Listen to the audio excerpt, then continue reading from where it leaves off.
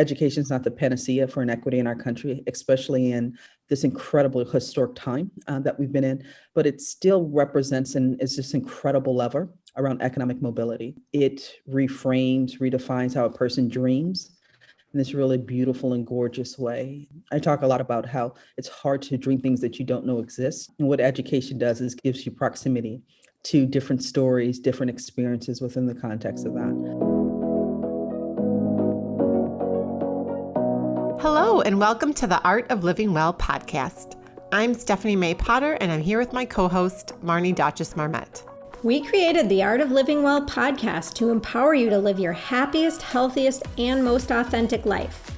Each week, we will bring you inspiring and motivating conversations covering health and wellness topics, including fitness, mindset, food, travel, product reviews, and strategies from a variety of experts, including our own bank of knowledge. We are excited to educate, motivate, and inspire you to change the way you perceive health and discover your art of living well. Get ready to feel inspired.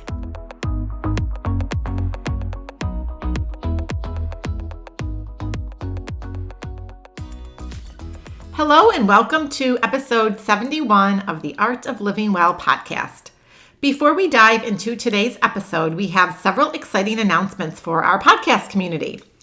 Marnie and I are so excited to introduce the Art of Living Well membership tribe, which is our new premium membership for our community that we created for people just like you who deserve to find their art of living well. We know how great you feel when you're taking care of yourself. The problem is this can be hard to implement and sustain. And we know how much confusion exists about what your body needs to thrive. We believe that having a roadmap and accountability and inspiration are super important as you move along your health and wellness journey. And we know that you want to feel amazing in your own skin and have a community of like-minded people, along with 2 board-certified integrative health practitioners and holistic health coaches to hold you accountable to whatever you want to achieve. When you're part of our membership tribe, you'll have access to Marnie and I for 2 live video and Q&A sessions each month. You'll get short guided meditations, recipe books, a private daily support chat, and so much more. We hope you head over to our website to check out more of the details and hopefully sign up. And you can access that at www.theartoflivingwell.us/programs. And we've included more of the details and the links in the show notes to this episode. We also have a free online workout guide, which supports lots of small and female-owned businesses. And you can find the link to download this guide in our show notes or on our Instagram profile. And Marnie and I have discovered many of these over the past year as we pivoted and started working out at home more. We've also been hanging out on Clubhouse, which, if you haven't heard of Clubhouse yet, it's a new audio-only social networking app. And it's a really cool platform where you can interact live with people, including many experts around the world, in a variety of areas, and it's just a really welcoming and collaborative space. And we're so excited to share that we just got approved to host our own club. It's called the Art of Living Well. And this platform is invite only, but please reach out to us if you need an invitation to join because we have some to share. We are hosting rooms in our new club, typically on Wednesdays, usually around 1 o'clock Central or in the evenings. And they're on a variety of topics. We've been hosting one on sugar and how to have a healthy relationship with sugar that's been really popular. And we'd love to hear from you about topics that you want to hear. And you guys can actually interact with us live, which is really cool. And we'd love to get to know our listeners more. And finally, we have one favor to ask of each of you. We would love, if you're enjoying this podcast, if you would take just 2 minutes to leave us a rating and review on Apple Podcast. Doing so really helps us reach more people so that others can benefit from the inspiring conversations and resources that we share each week.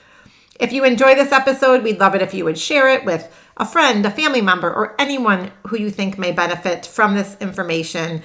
And of course, we'd love if you would share it on social media, take a picture, and tag us. We are thrilled to welcome today's guest, Chastity Lord. Chastity has spent 2 decades dedicated to dismantling systems of inequity for marginalized communities. She deeply believes that generational poverty is a social justice issue and that families are the best owners and narrators of their lives. History has proven time and again that building infrastructure, leadership, and power for marginalized communities creates a contagion of long-term change. Chastity's professional North Star and commitment to equity and justice for the past 2 decades is influenced by her own personal experience as a first-generation college graduate. Chastity understands that education is not the panacea for inequity, but unapologetically credits it to transforming how she dreams and disrupting the cycle of poverty for her own family, which she shares on today's show.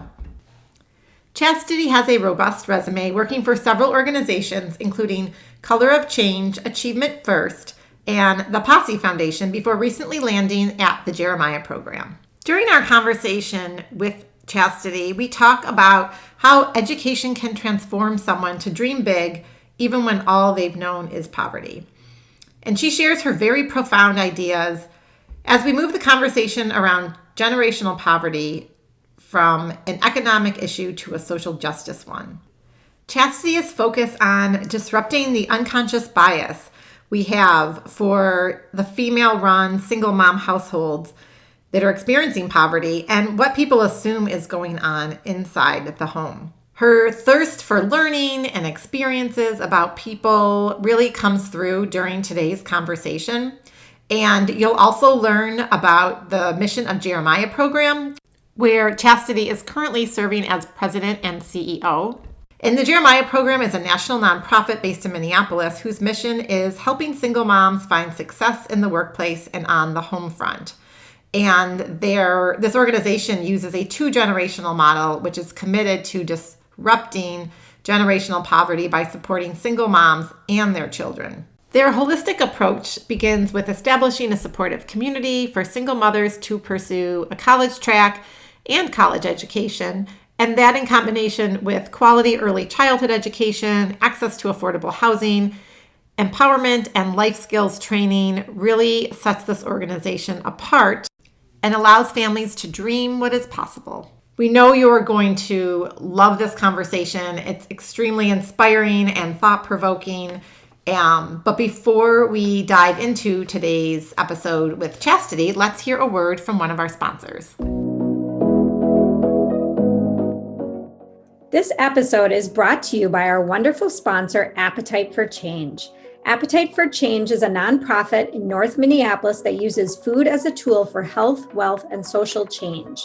This year, in light of COVID and the unrest in Minneapolis, Appetite for Change has continued to ground themselves in their mission and center their work around community, connection, and nourishing food. They launched a pilot program called Community Cooks Meal Boxes, which provides fresh produce and pantry items, plus 2 recipes for over 300 families at no cost to the family. The program has been such a success that it has been extended for another 6 weeks and will continue into 2021.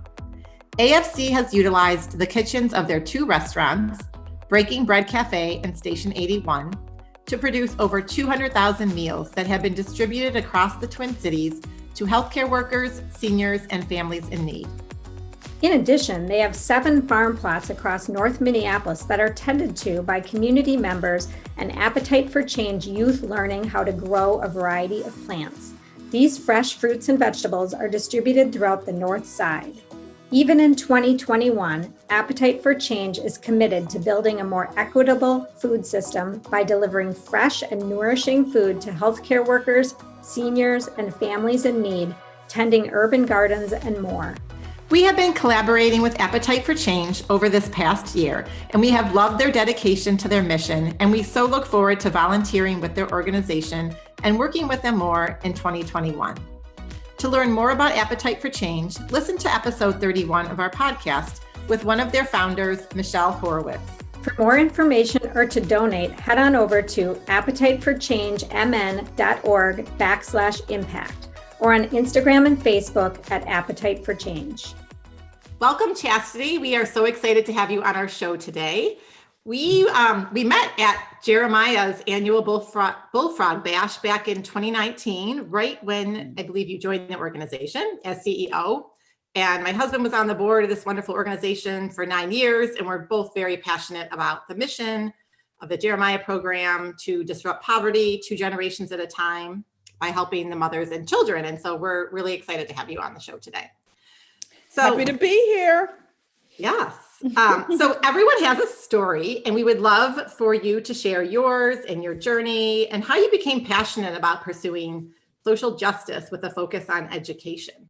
I think people actually have stories. And I think depending on the audience, the story, I'm trying to pick which story would make kind of the most sense. And so I'm not going to give full book, chapter, verse. But the headline is that I live a life that in a lot of ways, my mom couldn't have dreamed for me and my grandmother couldn't dream for me. They didn't know people like me.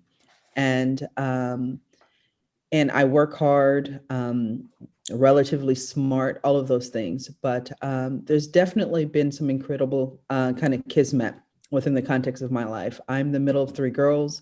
Grew up mostly in Southern California by way of Oklahoma, spent some time in St. Paul, actually, and just moved around a lot. Nobody was in the military, just nomadic and poor, and really transient within the context of that.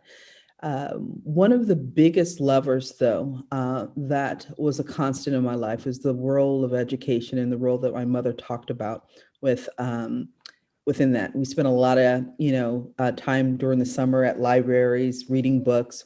We could go to the movies, but when you went to the movie, you had to write a book report about that. And so that was also within the context of that. And so when you ask the question, why education, why social justice, is I'm under no illusion that education is not the panacea for inequity in our country, especially in this incredible historic time that we've been in, but it still represents and is this incredible lever around economic mobility.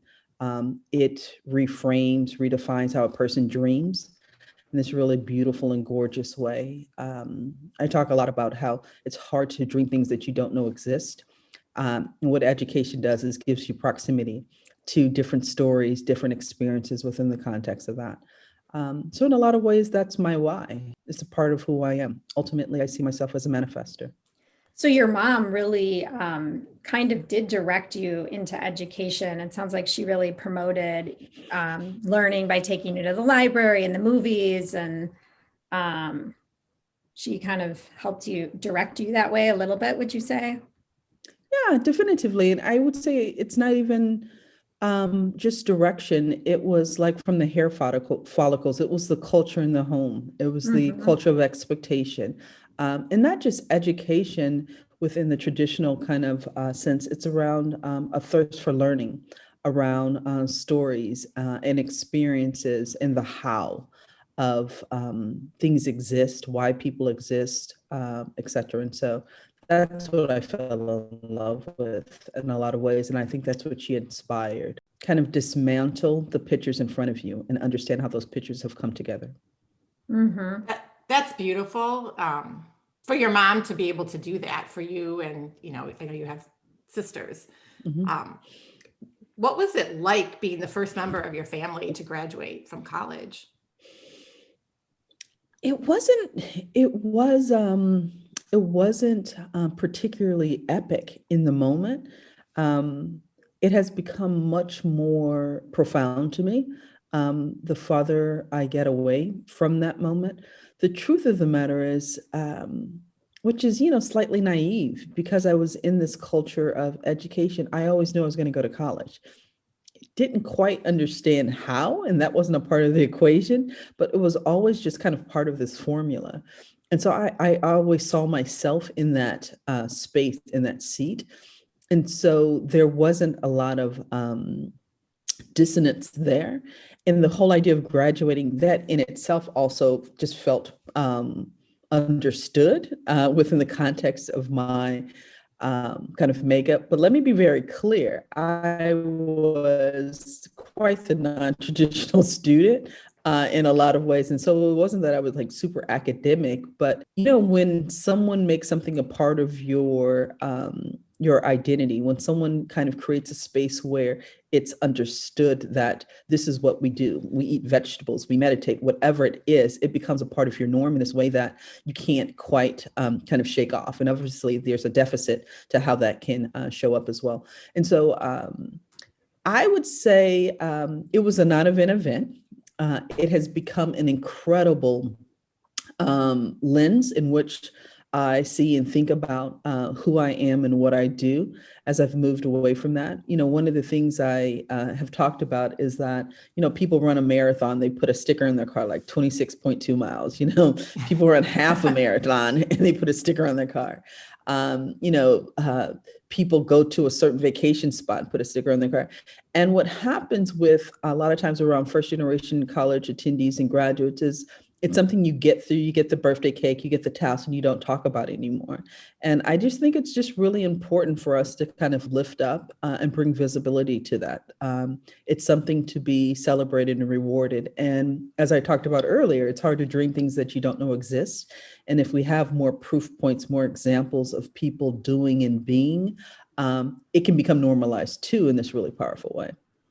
Absolutely. I mean, you could be a role model and inspiration for so many other people, right? Mm-hmm. Mm-hmm. Give them the lens. So let's dive into this topic a little further. So how can education transform or give someone opportunities to change their destiny, to dream big, reimagine their life when maybe all they've known is poverty? It's interesting. When it happened for me in a lot of ways in 2016, it's one of the reasons I moved away from kind of direct education specific work and looking at more kind of integrated opportunities, organizations, et cetera. It was very clear to me that you can't educate your way out of the inequity in criminal justice. You can't educate your way out of racial violence. You can't educate your way out of pay disparity. You can't educate your way out of health justice. And education, Marnie, still represents this incredible lever. But I'm at a place now where I understand it's a yes and. And, one of the things that I have really started to push and talk about is that poverty, especially generational poverty, is not an economic issue. When you see poverty, especially generational poverty, as an economic issue, you can look at inputs such as education, the degree, the house, the bank account, and the challenges that come with that will dissipate. I actually believe now that is a social justice issue. And when I anchor it around social justice, generational poverty is a social justice issue, it creates a space and centers the complexity of that ecosystem. You can't have an unjust health justice system without an unjust educational system. You can't have an unjust criminal justice system without an unjust environmental justice system. They work in concert with each other. And one of the things I want to highlight, and I get really excited about opportunities to talk with folks like you, is helping people understand that the degree education is a critical lever, but by no means is it the dominant variable within that economic mobility. And I think we're seeing it in this really real way within the context of COVID-19. Disproportionately, COVID-19 is showing up where? It's showing up disproportionately in lower income communities. Disproportionately lower income communities are dominated by racial groups of Black and Latinx communities. Does COVID-19 attract a certain racial group? No.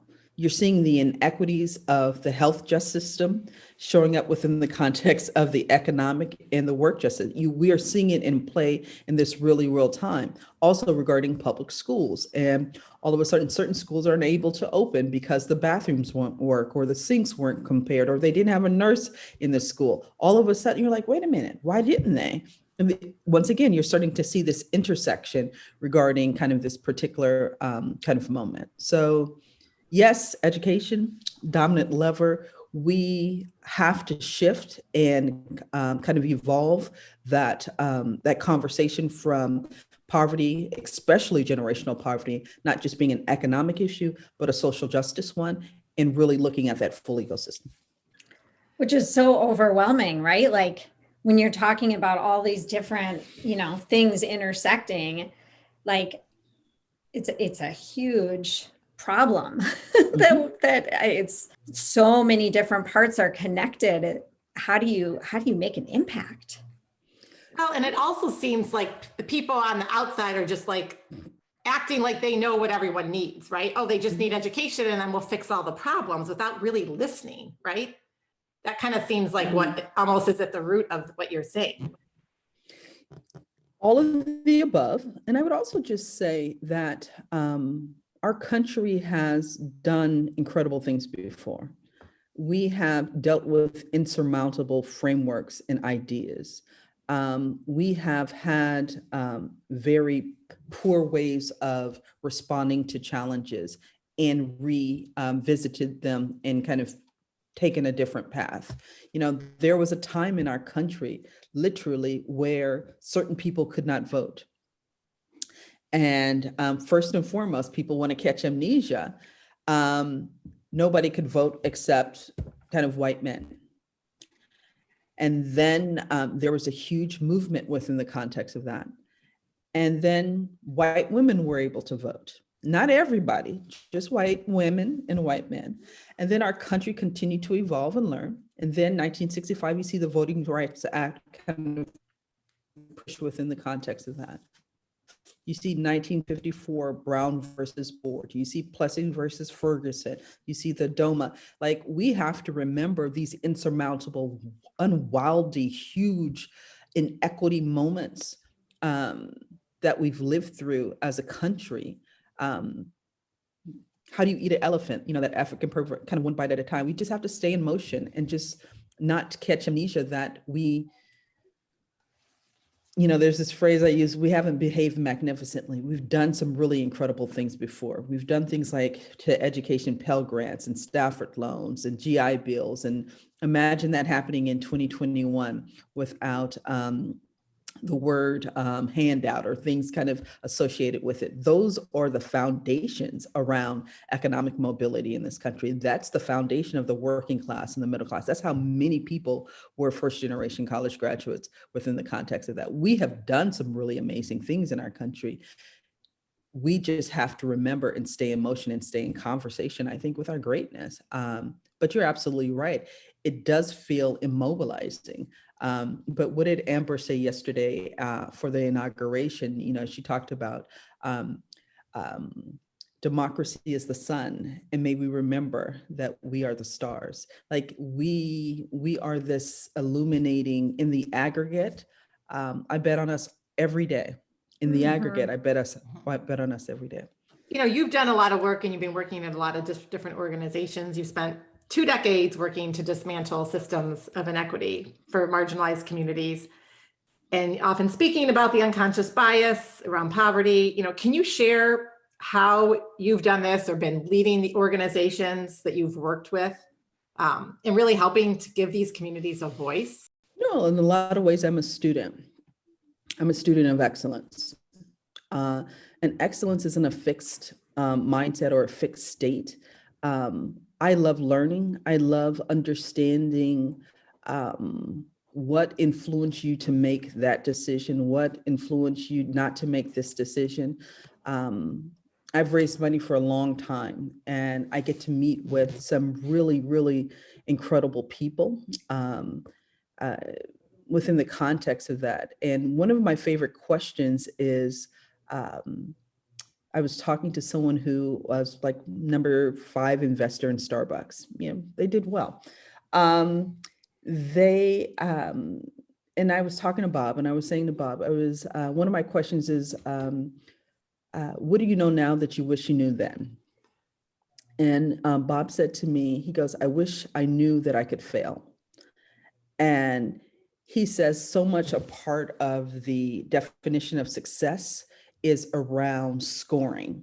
And he says, but the truth of the matter is there's no incredible story out there a journey of someone kind of doing something pretty incredible that hasn't had just some epic noisy failures. There's some silent ones. I call them noisy when they're reverberating, but some noisy failures. And he says, when you're trying to live a life in absence of failing, you actually lose momentum. You actually lose kind of real estate within the context of that.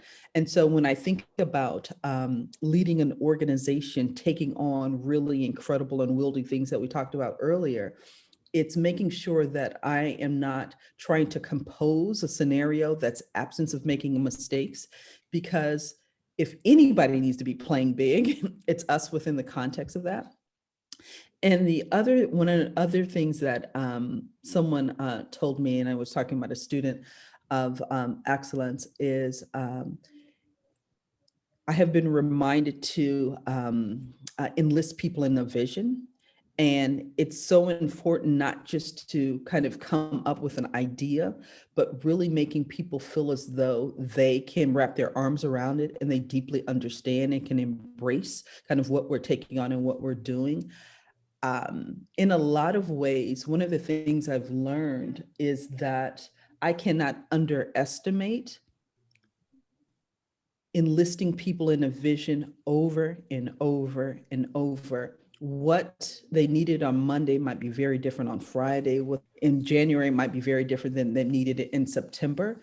And as much as I want to say that me as a leader, I play such a critical role kind of sitting at the nexus of that, the most important thing I can do is to create a space and create an environment where people are have the ability to assess and be in conversation with their greatness. And so when, back in the days when we used to get on airplanes, we know what it's like to have a flight attendant who understands their role within the context of that flight ecosystem.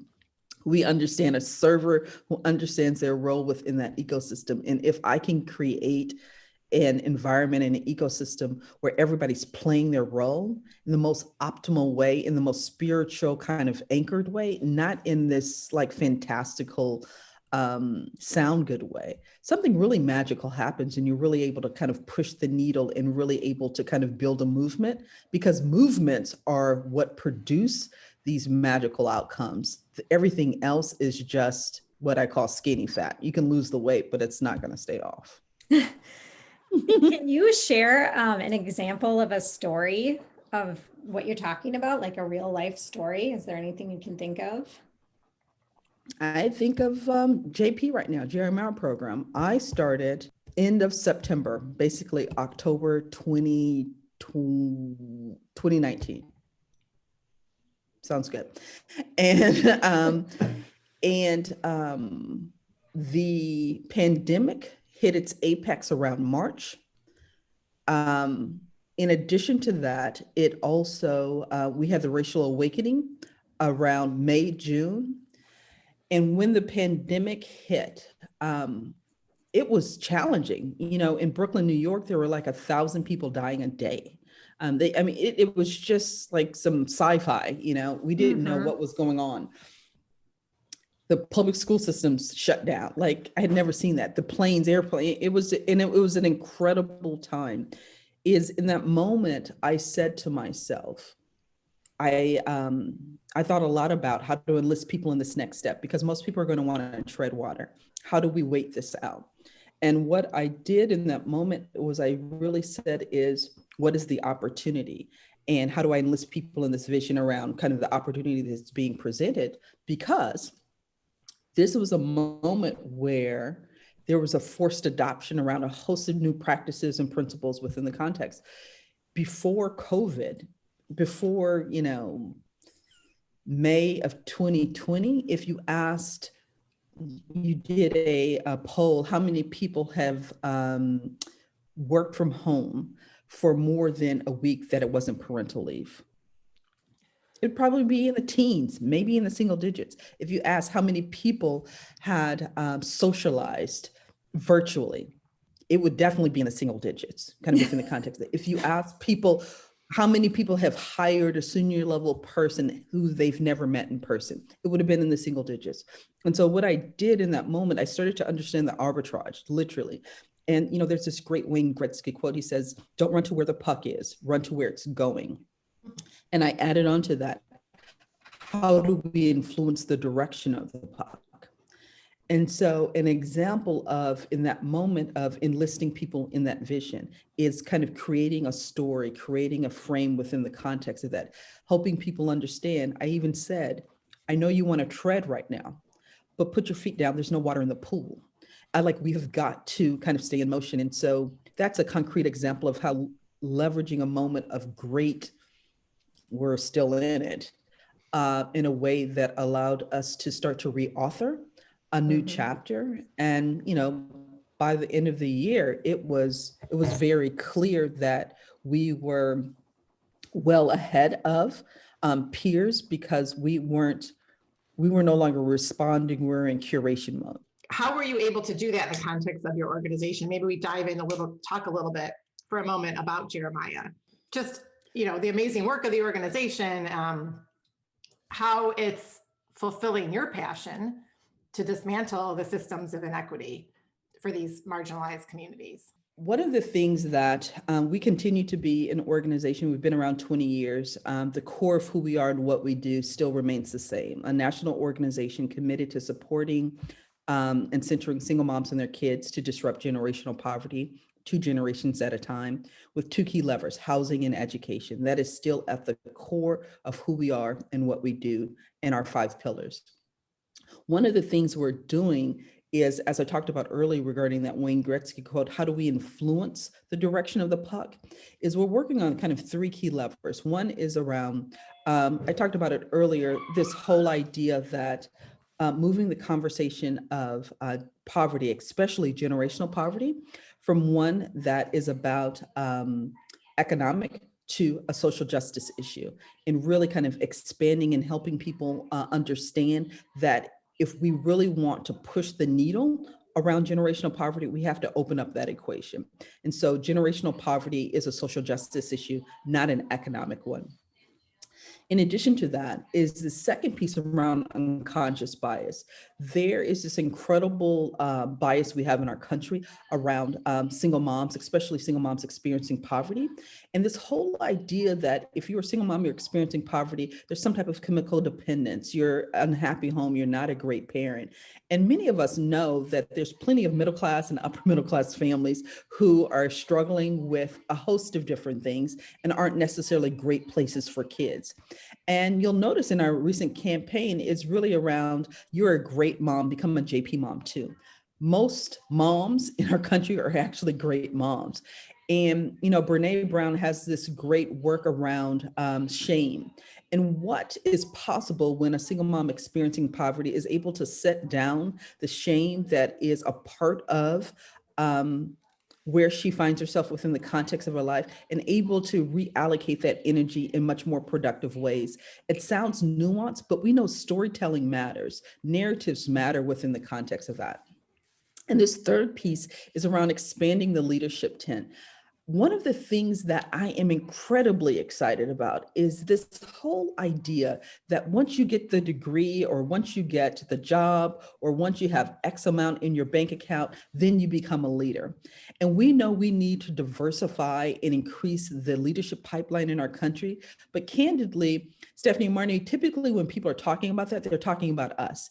And we have got to expand that definition in a really powerful way. And one of the things we are committed to doing is making sure that a JP mom, a single mom experiencing poverty, understands their role in agency and redefining and curating, not just for their family, but also for their community and their country. While they're in motion along that, we are leaving, I'm a vegetarian, we're leaving a lot of tofu on the table by making this about making this around destination leadership. And, candidly, a lot of communities of color, a lot of lower income communities have incredible amounts of single moms that are known as sheroes in that community. What happens when we actually are inviting them to tables of positional power, not just to sit there and be happy, but to also influence the agenda? I think Stephanie talked about earlier, in a lot of ways, we want folks experiencing poverty to be recipients of these great ideas, but we actually need to position them to be solution architects. And so expanding the leadership tent, really disrupting unconscious bias around poverty, and really moving the conversation of generational poverty from an economic issue to a social justice one. So It's powerful. Yeah, I mean, I love those ideas. Have you been thinking about a new home build, remodel, or even rework of a smaller space in your home? We have all spent more time in our homes over the past year, and many people are trying to recreate spaces in their homes to bring more joy and functionality to fit their lifestyles. It can be really hard to know where to turn, but Sarah and Marcy, co-founders of Chisel Architecture, are the experts that will help you gain clarity and confidence around your project. One of the unique aspects of Chisel Architecture that sets them apart from others is their trademark design approach called Pattern of Life. This approach is a game changer for homeowners and how they experience the design process. Marcy and Sarah really listen to you to fully understand your needs and advocate for you during both the design and implementation process. When you think about your home environment and how it supports you, Chisel Architecture believes your overall well-being should be in the mix.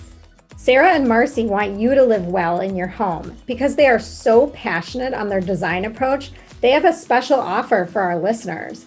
Book a 2-hour consultation and receive $50 off. Simply email them at hello@chiselarchitecture.com and mention the Art of Living Well podcast to receive your $50 off. Consultations must be booked by June 30th to take advantage of this offer. Clearly, that's why you're the CEO, because you have these amazing ideas. I'm wondering, how do you do that? Like, how do you help a single mother? You know, there's so many things. There's a lot of extra pressure on any single mother, right? No matter what the background is. So how do you help a single mother get into a leadership role or out into her community and, you know, do those types of things in addition to the, you know, day-to-day kinds of things that a single mother has to do? Yeah. First and foremost, as a mom, that I'm not a single mom, there is no woman in this country who's not a shero. Parenting is just incredibly, incredibly unreasonable, on top of a host of other things that you're charged with doing. And so I just want to make sure and lift up the incredible gender inequity around what women hold just in general.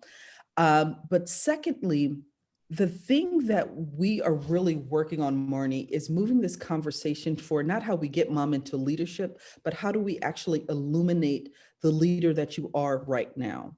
Mm-hmm. Can you imagine what it means to be raising a child powerfully in this moment? To be able to show up, to be able to say that I am betting on myself, I'm going back to college, to be able to sign up for day. You, my friend, are a leader within this moment and really illuminating that.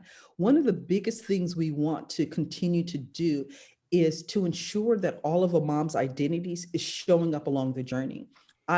We are working with moms through our empowerment program. When you head into that college classroom, don't leave the fact that you're a mom at the door. Don't leave the fact that you're a woman of color at the door. Don't leave the fact that you're experiencing poverty at the door. Actually center that as you talk about history, as you talk about macroeconomics. That is one of your superpowers within the context of that. The lens in which you bring within the context of that is deeply, deeply powerful. Really helping moms understand, if you were concerned about the persistence and education of your child, the criminal justice system, that's not something you wait to get engaged with. Understand how local politics are.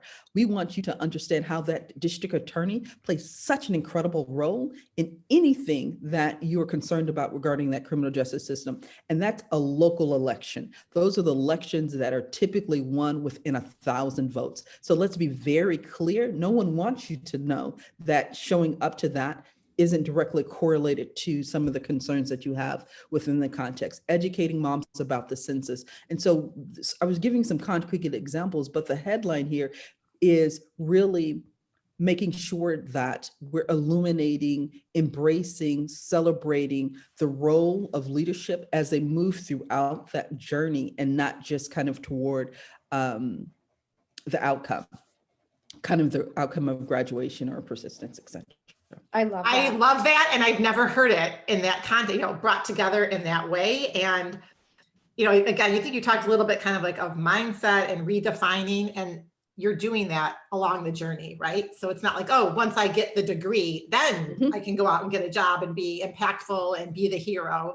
So I just love what you're doing. And I've heard so many of these women at the different, fundraisers speak, and it just always brings tears to my eyes, and just makes me want to do more myself, be better and have an impact, because what you're doing can just have such a profound impact on someone's life, and not just one person, but the entire family, right? Oh. Changing gears a little bit. I would love to dive into the idea of being effective is more important than being right. How did you, I guess, learn that important lesson, and how has that helped you navigate your own life and continue to inspire others to do the same? Get married and you'll find out. Little humor. The premise of that is that I think so many times really smart, amazing people want to watch the scoreboard. And if you watch the scoreboard, you'll know who won the game, who didn't. But there's a chance that you actually might fumble, and you might miss the very experience of what you have come to do. And I often talk about just play your game and let the scoreboard do what it wants. Another way to talk about that is, do you want to play catch or do you want to throw the ball? And so oftentimes people say that they want to be in conversation with someone, but what they really want to do is throw the ball. Because if you just want to throw the ball, I don't need to know if Marnie can catch a spiral. I don't need to know if Stephanie can catch a fastball. But if I want to play catch, I have to become obsessed around where you are and what you have the ability to receive. And so that is what, do you want to be right or do you want to be effective about it? It's around, do I want to play catch or do I want to throw the ball? Am I interested in getting the score, or am I having really incredible plays that may result in quote unquote a point, but the larger experience is actually much more kind of powerful. If you want to be right, good luck with that. It just doesn't mean anything. If I'm really interested in kind of moving you along and experience, something really incredible happens.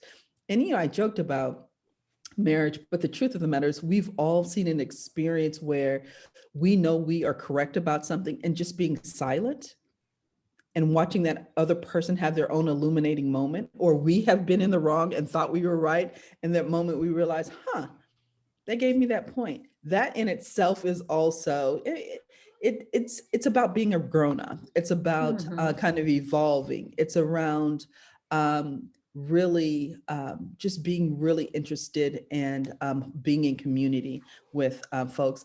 I want to be really clear, though. It's not around being a punching bag. It's not around dying to self. It really is playing a much larger strategy. It's a strategic decision. It's not a decision that's based on fear. Oh, I love that. All those analogies together. And it's really goes along with what we say. It's really what you're talking about is the journey, not the destination. It's what happens along the way, right? Not the final score, destination, however you want to say it. Yep. Well, and how you feel and how the other person feels, right? So yeah, that's such a great lesson for everyone of all age, I feel like. So Chastity, you're obviously a very successful, driven person. You're a hard worker, as you talked about early on, just, the roots with the foundation and your education. So do you believe you've had to work harder to get to where you are today? I feel that I have to work hard to be seen, understood, to be seen and understood. Yeah. And how is that formed, though, you as your character and you as a leader going through those experiences? I tie it back to one of the things we were talking about earlier. It's hard to imagine things that you haven't seen or been proximate to. In a lot of ways, I'm the first person that many people have worked for with my background, with my experience that looks like me. Um, in a lot of ways, I'm the first person that has been charged with X for an individual, in creating a space where people are learning about themselves as much as they're learning about me. And so it's naive of me to not acknowledge that a person enters into a conversation, a person enters into an experience, holding what they've been proximate to and what they haven't been proximate to. And I center that. I acknowledge that, like many people who walk in the world like me do every day. That's so true. Yeah, so true.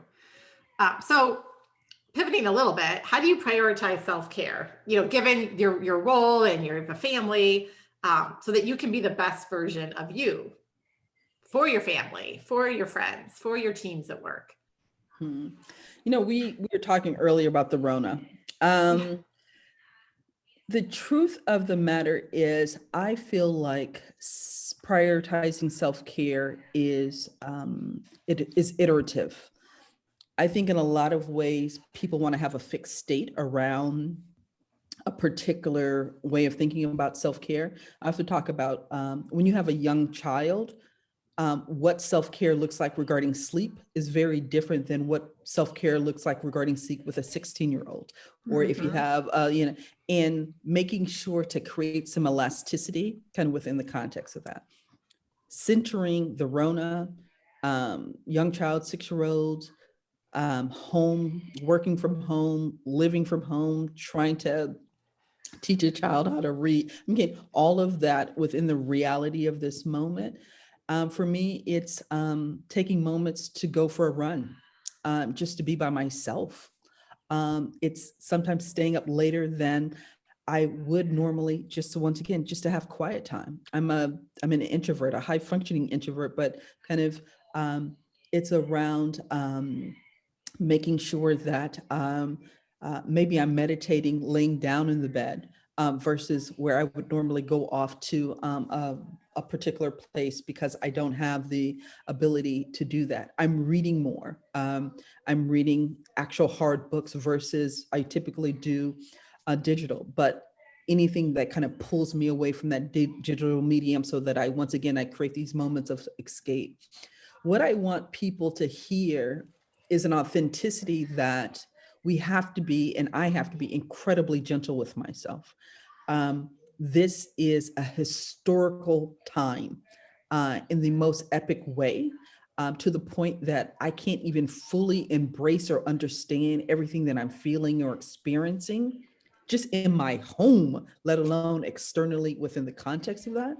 And I focus on making daily decisions like, what do I need today just to exhale? What do I need today to be able to get ready for tomorrow? Candidly, self-care the past year has been deeply insufficient, in my opinion, because if there's ever time I needed a month off, it would be now, and it's so not an option within the context of that. We're cooking more. All of the things that you typically leverage and source out are just kind of not there. For me, if I was going to say succinctly, it's taking the little moments and also just being in conversation with myself regarding the little things that I can do. But it is an incredibly challenging time, and I am privileged beyond, and those are the moments that I get super silent and super still, because I understand most of America isn't on a Zoom right now pontificating about self-care. They're trying to figure out how to get to work, and the bus lines have been cut by 60%. Their hours have been cut by 50%. they don't make enough money to pay for their groceries, but they have to go if they want to keep the job because there's 50 other people in line. That's the reality of this moment. And that's the self-care too, is that, yeah. And I also try to stay present. I try to feel the reality of what's going on in the world. A lot of times people are like, oh, I just can't think about it. I really want to, I want to stay thinking about it, because not thinking about it is, in a lot of ways, what got us here. I love how you said all of that. And I especially love what you said, that you really think about the little things that you need today, right? Mhm. What do I need today in this moment, as opposed to I'm going to have a routine and it's going to be this and this and this every day. Yeah. It's, focusing on what you need today. So Yeah. And that's just all part of your journey. Yeah. And what your kids need, what your spouse need. I mean, all of those things. I mean, we've got to be gentle all around.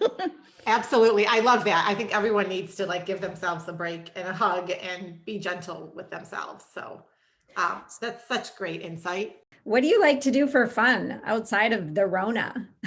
The Rona. The Rona definitively is not fun. Candidly, I'm not one of the big fun people. I love stories. I love reading. I like cooking now. I cook, I guess. I love learning.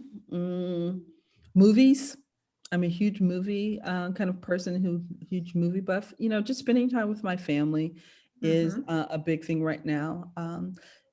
But once again, I just don't think this is a fun time. It just really is not a fun time. And I think I just want to bubble it up for people. I'm incredibly blessed. I'm incredibly grateful. But this is just not a fun time. It just is not. No. No. And hopefully there's some light here at the end of the tunnel. Well, we know this conversation is going to move people in so many ways, and we love leaving our listeners with some practical tips or recommendations, things they could implement into their life immediately.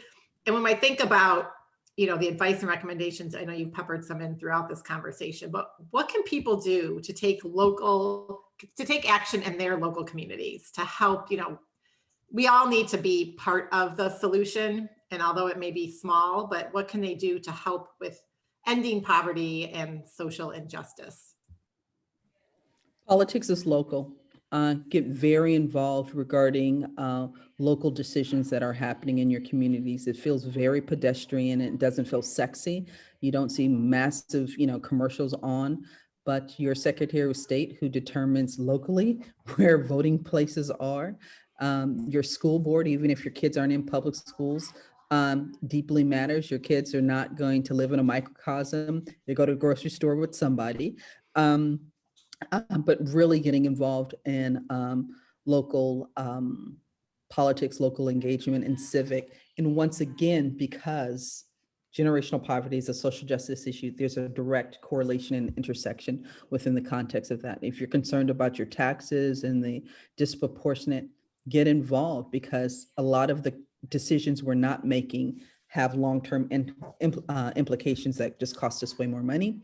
I would also say this is not the time to wait for some or outsource some incredible kind of moment or leader. I love to say that Martin Luther King gave the "I Have a Dream" speech, but that speech on the Washington Monument was only possible because of 387 days of a bus boycott. The pedestrian, the normal, the average Joe had to figure out how to get to work without Uber, had to figure out how to get to work without text and email. It's in the aggregate that moment was able to happen. The whole idea that what you do doesn't matter. We're growing up on this podcast. It's BS. It's just complete BS. And so live a very, very intentional life. Understand that it matters when conversations are transpiring that play into unconscious bias. Be uncomfortable. Be brave. Be a support for allies within the context of that.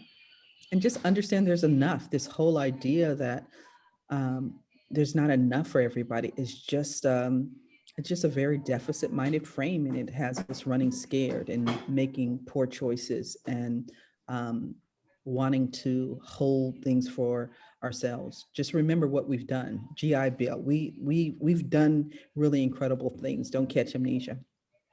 Thank you. Thank you for That's those beautiful. suggestions. And what if people want to get involved specifically in the Jeremiah program? There's a couple of things that I would say. One, go to jeremiahprogram.org.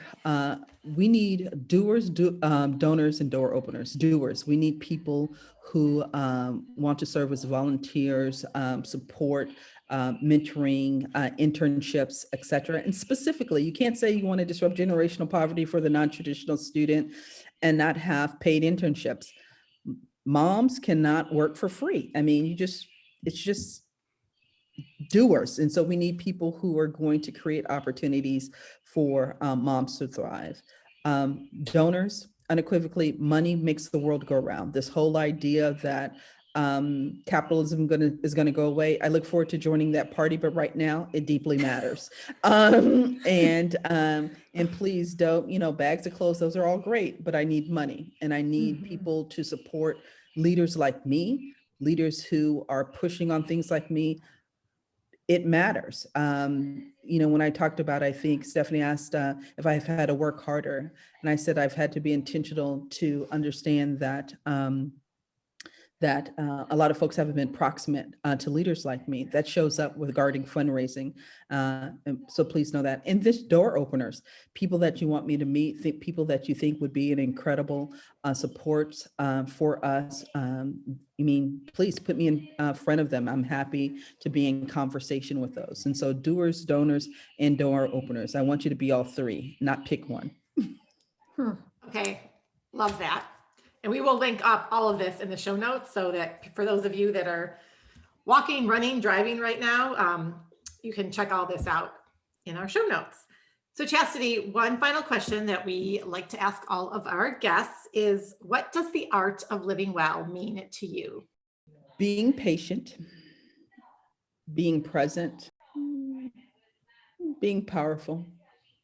It really is around being for me. It really is around when I'm going through a rough time, being present, and what makes me define that as a rough time.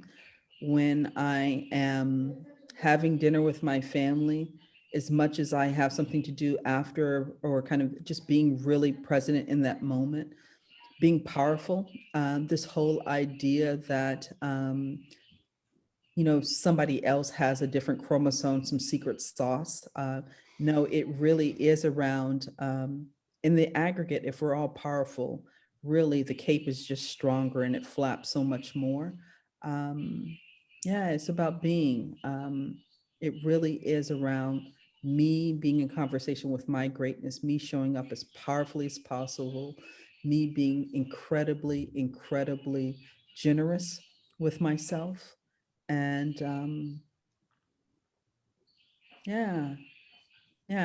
that's what it means for me.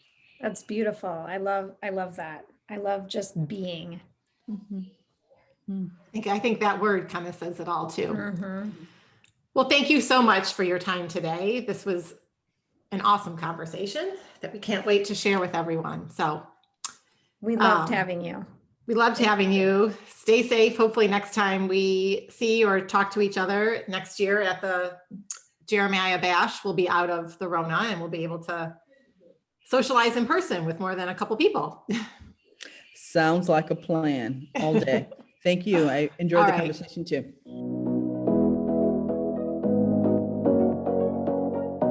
Hello, and welcome to the Art of Living Well podcast. I'm Stephanie May Potter, and I'm here with my co-host, Marnie Dotches-Marmette. We created the Art of Living Well podcast to empower you to live your happiest, healthiest, and most authentic life. Each week, we will bring you inspiring and motivating conversations covering health and wellness topics, including fitness, mindset, food, travel, product reviews, and strategies from a variety of experts, including our own bank of knowledge. We are excited to educate, motivate, and inspire you to change the way you perceive health and discover your art of living well. Get ready to feel inspired.